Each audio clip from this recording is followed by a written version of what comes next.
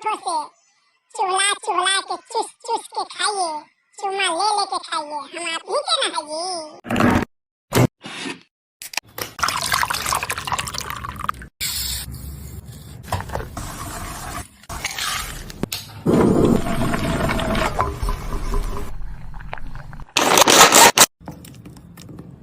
मालिक आप तो लिक्विड हमको बना दिए, अब क्या करिएगा? फ्रिज में रखिएगा? रखिए रखिए, ऐसे हमको बहुत गर्मी लगता है, उसमें सुकून मिलेगा, रखिए जल्दी।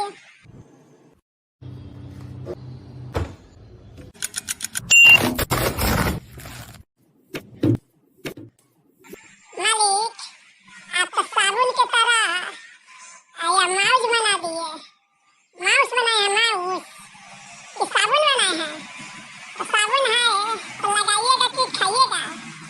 बताइए, काम आप नहीं है ये मालिक, हमको क्या क्या बना के एक्सपेरिमेंट करते हैं, हमको तो समझ में कुछ नहीं आता है।